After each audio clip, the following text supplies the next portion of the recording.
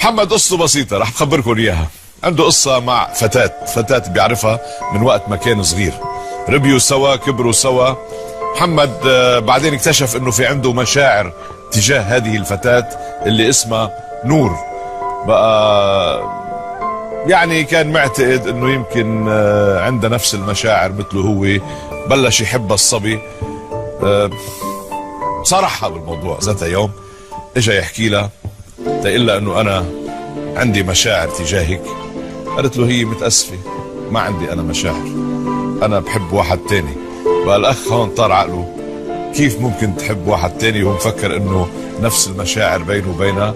بقى اختلفوا وياها، صرخ عليها، يمكن ضربها كمان. ضربتها؟ نعم.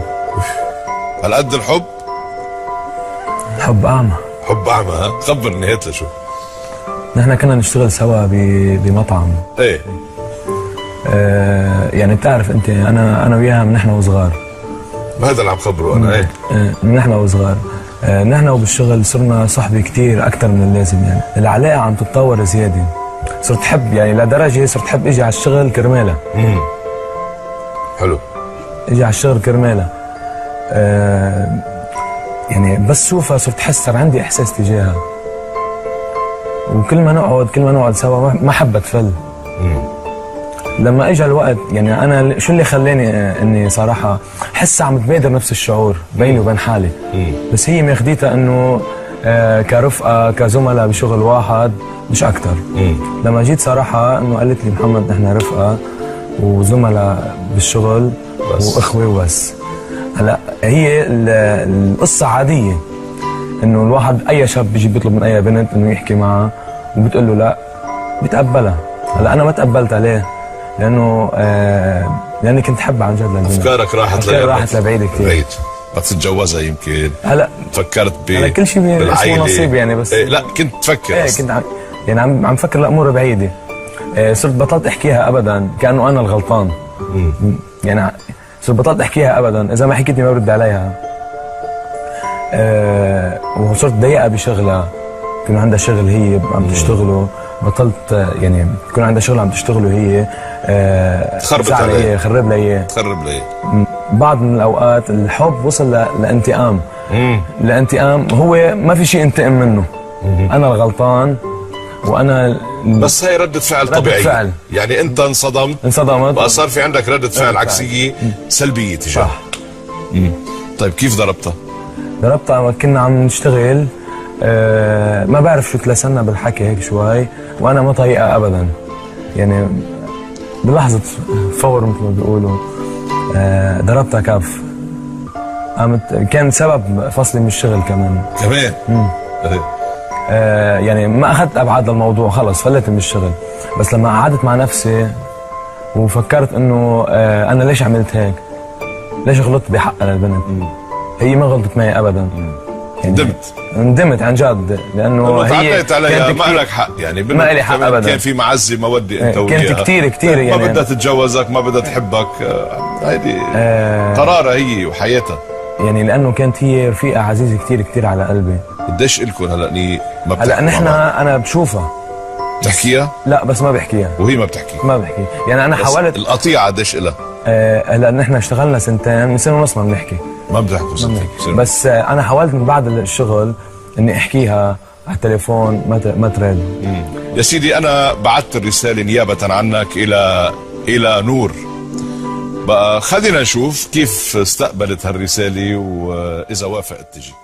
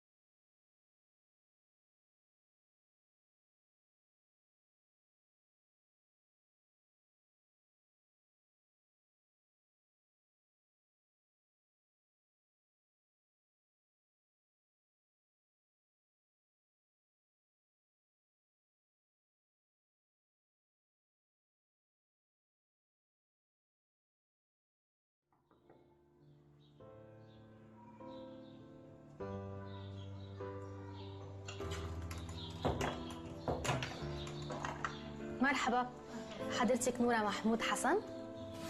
ما بتشتغلي صحيح؟ مظبوط. وعمرك 20 سنة؟ مظبوط. قد ايه بتحبي للاستاذ جورج قرداحي؟ كتير. هو رح يدعيكي شخصيا لعنده على البرنامج، هل بتقبل الدعوة؟ اكيد معقول رفضه. تفضلي هيدي إلك. اهلا بنورة. شو اهلا بنورة، كيفك عيوني؟ تفضلي تفضلي تفضلي نورة، اهلا وسهلا. شفيتي مستغربة هيك واجر لورا اجر لقدام. مش عارفة بعد شو البروجرام شو فيه. ايه بس هيك مدري شو عم تفكري. ملبكي شوي. ملبكي؟ ما تتلبكي كثير. اوكي. يا اهلا وسهلا فيكي. اهلا فيك استاذ. يعني الاهل كلهم بخير؟ تمام الحمد لله. شو مشاريعك بالمستقبل؟ خاطبة؟ بدك تتزوجي؟ مخطوبة؟ ايه الحمد لله. طيب ان شاء الله خير ان شاء الله خير.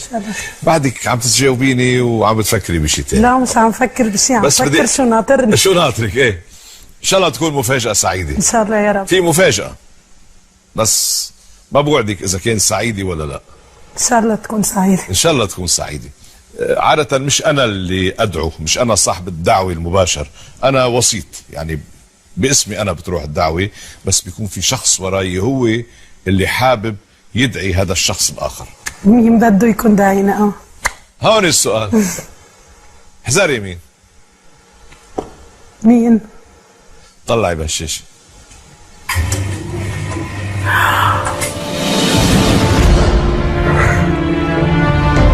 محمد؟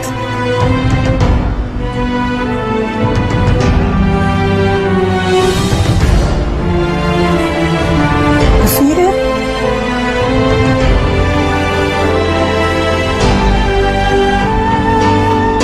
بس ليش مكشر هيك دخل؟ ليه مكشر هيك محمد؟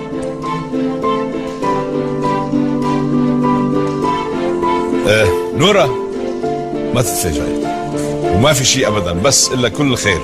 هذا محمد بعت لك رسالة بدي اقرا لك اياها، هلا بخبرك شو القصة. ليك شو بيقول لك؟ بيقول لك: صديقتي العزيزة نورة، اعرف انك ربما لا تريدين رؤيتي او السماع لما اقوله لما ارتكبته في حقك، لكنك يا نورة لابد وانك من داخلك وفي قرارة نفسك تعذرين قلبا مجروحا ادماه النصيب. يا نورة لقد اخطأت حين ظننت انك تبادلين نفس المشاعر، وكان خطأي الاكبر حين عرفت بحبك لشخص اخر.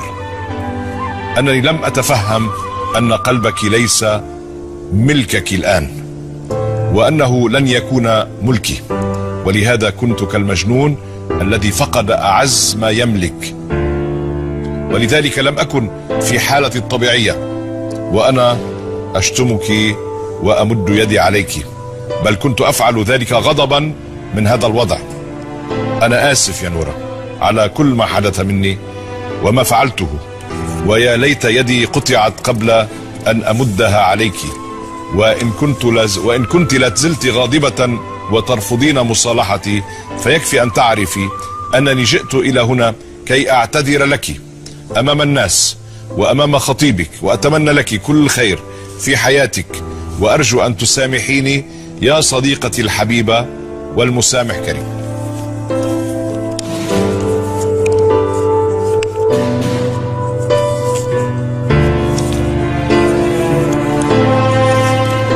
نورة، يعني لو قالوا لك في محمد ناطرك ببرنامج المسامح كريم كنت جيتي شيء؟ اكيد، لان شخص جرحني كثير، كيف بدي اسمه؟ جرحك اكيد. خبرني هو القصة. ونزع كل حياتي، كيف بتسمع؟ لا ما نزع لك حياتك، روقي، خطبتي وان شاء الله بتكوني بتتزوجي بس هو الشاب خبرني حكايته، هو كان يعزك كثير وبتصور بعده بيعزك الى الان، بس شخص انصدم عزني وضربني استاذ جورج. بعرف، خبرني القصة، بس من غضبك، مش يعني ضربك مش عن حقد، عن غضب، لانه هو ضيع مخه، ضيع عقلته. ما الحب بجنن احيانا. عن اذنك، هو ليه عمل هيك؟ انا كنت اعتبره اعز صديق لإلي. ايه تفضل، ليش عملت هيك؟ قلنا ليش عملت هيك يا استاذ؟ نورة، انا جيت اليوم مش جاي برر غلطي، وانا عارف اني قد ما اقول لك اني غلطت يعني اكثر من هيك بكثير، وما بعرف اذا بستاهل انك تسامحيني ونرجع مثل ما كنا اصحاب ورفقه وحبايب.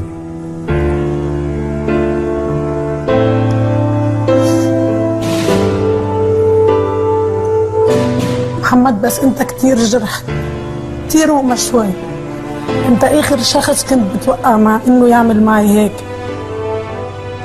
قلبك كبير بعرف، وقلبك طيب كمان. نورا بدي اسالك سؤال، لما كنتوا عم تشتغلوا سوا كنت حاسه انه هذا الشاب بحبك؟ ابدا، بس بيوم من الايام هو قال لي، وانا قلت له انت رفيقي واكثر واكثر صديق لإلي. قبل ما تقولي له، قبل ما لا يقول لك. ابدا ما كنت حاسه هيك، لانه هو كان فهمان انك انت كمان بتحبيه. انا ما كنت حسه الا صديقي واحكي له كل همي. هو الشخص الوحيد كنت اوثق فيه. صرتوا قراب كثير لبعض لدرجه يفكر انه انت يمكن بتحبيه مثل ما هو بحبك. هو حبك، انغرم فيكي. محمد انا قلت لك بوثق فيك او لا؟ بل قلت لك انت اكثر شخص صديق مقرب لإلي او لا؟ كمان سألتني بتحبيني حب، قلت لك انت صديقي او لا؟ بل انت كيف بتعمل لي مشاكل انا والشخص اللي بحبه بدي كفي حياتي معه؟ جاوبها. اعطيني سبب واحد يخليك تعمل هذا الشيء. يمكن هو يعني الحب اللي كان موجود عندي خلاني اعمل هيك. بنفس الوقت من حب تحول لانتقام، وانت منك غلطانه معي ابدا. عم بيحترم بخطأه نورا. يعني انا عم حاسبك على وانت ما غلطانه، يعني عم بنتقم منك وانت ما غلطانه، فهيدا الشيء صار معي، وعن جد بعتذر كثير كثير كثير كثير كمان. انا بقول لك شو، رح اعبر عنه احسن منه، لانه هو قال لي قبل، قال لي انه هو بعد سنه ونص يعني الشعرين شاعر بيعبق على قلبه، بتقل، ظلمك وضايقك وما يعني تجنى عليكي وما له حق، وجاي يعتذر منك ويطلب منك السماح، ويرجع يقول لك بنرجع اصدقاء. ما بده اكثر من هيك، لانك انت انسانه كثير عزيزه عليه وغاليه عليه، وانت بتعني له كثير بحياته، والله يوفقك بخطبتك وبزواجك. هيك عم بيقول، هيك قال. بس هلا اني مرتبك شوي هيته. انا جيت اليوم على مسابح كريم، ايه، لقل لك يا نورا قدام كل هالموجودين وقدام استاذ جورج انه انا غلطت كثير بحقك، وبعتذر وعن جد سامحيني، ما بعرف اذا بستاهل هالشيء. بدي يا ويلي يا ويلي يا ويلي لما كانت الدمعة حزيني، يا ويلي لما كانت الدمعة حزيني، محبوس بجرم أنا ارتكبته بإيدي. يا ويلي وكل ما كابر على نفسي، يا ويلي يا ويلي كل ما كابر على نفسي وقول لك أنا بسامح، لا والله أنت تسامح. يا ويلي سمعت صوت،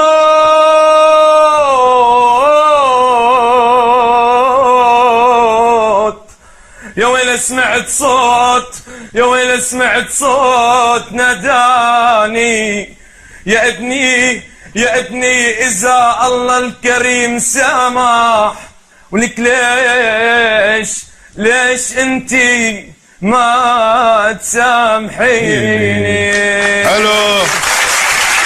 انا سامحتك، روحوا.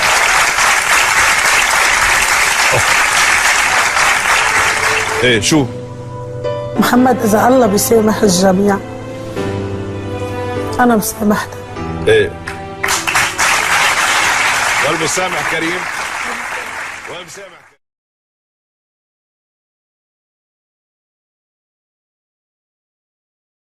لك اني غلطت يعني اكثر من هيك بكثير، وما بعرف اذا بستاهل انك تسامحيني ونرجع مثل ما كنا اصحاب ورفقه وحبايب.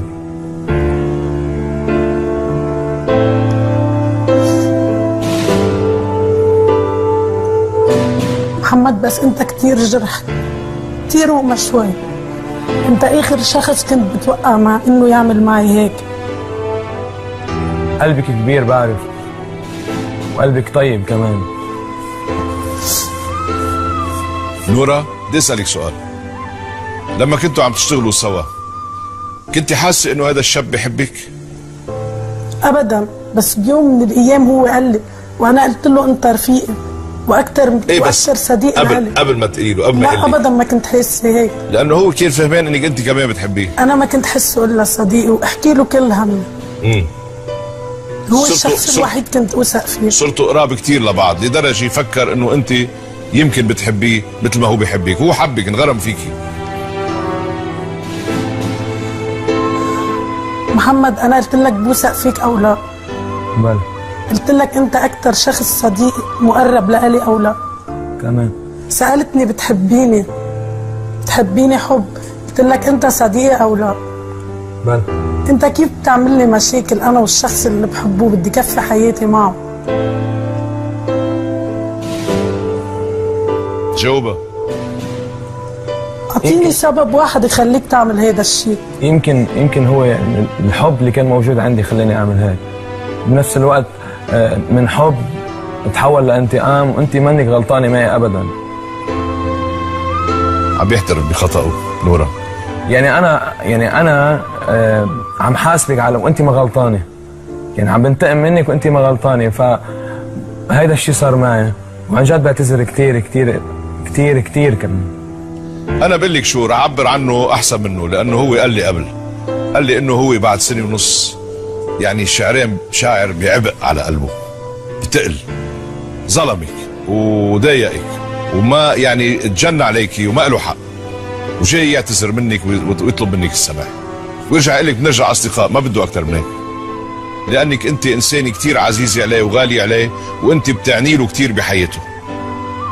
واقوله لما ارتكبته في حقك، لكنك يا نورا لابد وانك من داخلك وفي قرارة نفسك تعذرين قلبا مجروحا أدماه النصيب.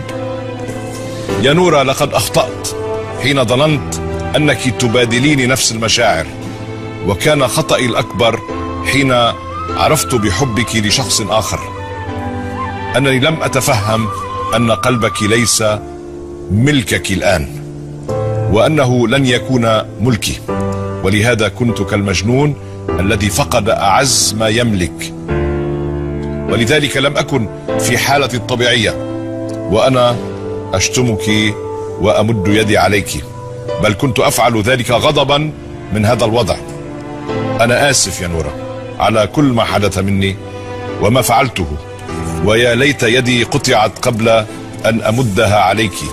وإن كنت لازلت غاضبة وترفضين مصالحتي، فيكفي أن تعرفي أنني جئت إلى هنا كي أعتذر لك أمام الناس وأمام خطيبك، وأتمنى لك كل الخير في حياتك، وأرجو أن تسامحيني يا صديقتي الحبيبة، والمسامح كريم.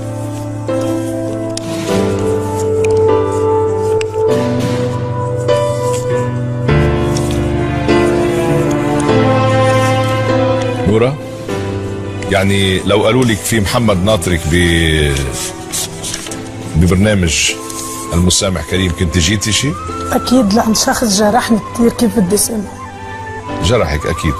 خبرني هو القصه. ونزع كل حياتي، كيف بتسامح؟ لا ما نزع لك حياتك، روقي، خطبتي وان شاء الله بتكوني بتتزوجي بس هو الشاب خبرني حكايته، هو كان يعزك كثير وبتصور بعده بيعزك الى الان، بس شخص انصدم عزني وضربني استاجور. بعرف، خبرني القصه بس من غضبك، مش يعني ضربك مش عن حقد، عن غضب، لانه هو ضيع مخه، ضيع عقلته. ما الحب بجنن احيانا. عن اذنك، هو ليه عمل هيك؟ انا كنت اعتبره اعز صديق لإلي. ايه تفضل. ليش عملت هيك؟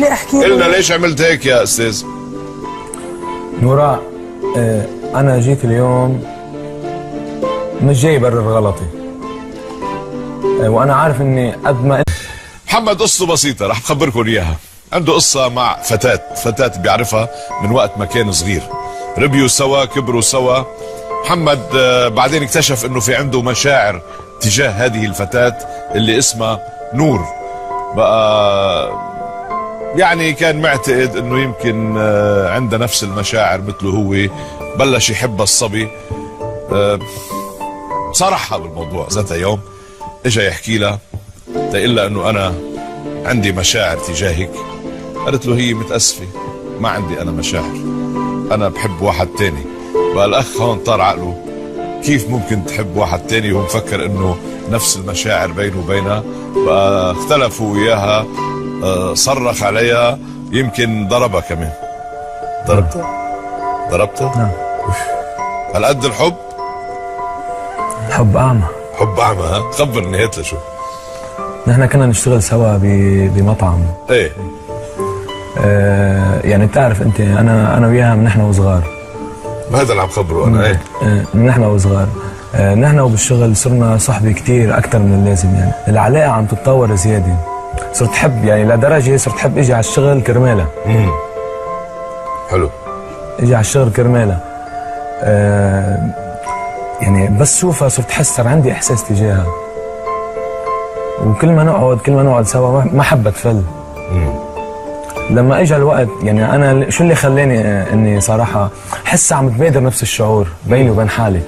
بس هي ماخديتها انه كرفقه كزملاء بشغل واحد مش اكثر. لما جيت صراحه انه قالت لي محمد نحن رفقه وزملاء بالشغل بس. واخوه وبس.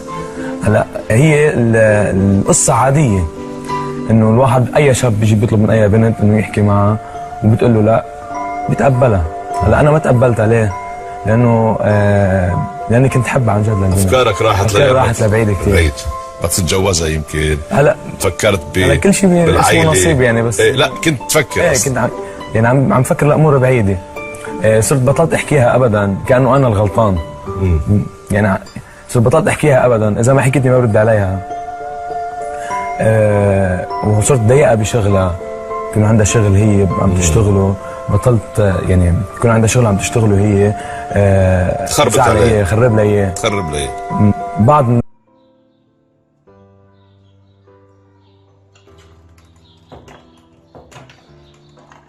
مرحبا، حضرتك نورة محمود حسن؟ ما بتشتغلي صحيح؟ مزبوط. وعمرك 20 سنة؟ مزبوط. قد ايه بتحبي للاستاذ جورج قرداحي؟ كثير. هو رح يدعيكي شخصيا لعنده على البرنامج، هل بتقبل الدعوة؟ اكيد معقول ارفضها؟ تفضلي هيدي الك. اهلا بنورة. شو؟ اهلا بنورة، كيفك عيوني؟ تفضلي نورة، اهلا وسهلا. شفيتي مستغربة هيك واجر لورا اجر لقدام؟ مش عارفة بعد شو البروجرام شو فيه. ايه بس هيك مدري شو عم تفكري. ملبكي شوي. ملبكي؟ ما تتلبكي كثير. اوكي. يا اهلا وسهلا فيكي. اهلا فيك استاذ. يعني الاهل كلهم بخير؟ تمام الحمد لله.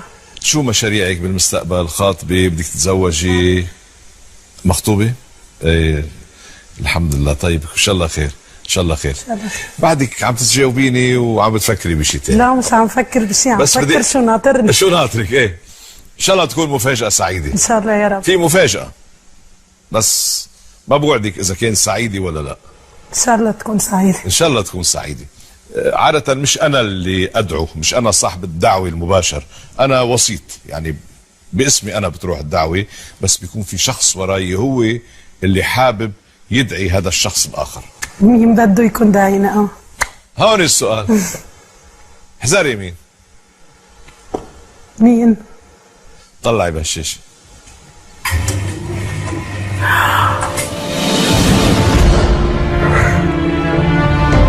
محمد؟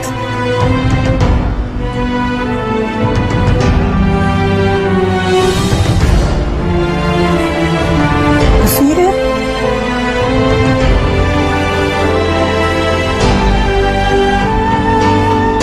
بس ليش مكشر هيك دخل؟ ليه مكشر هيك محمد؟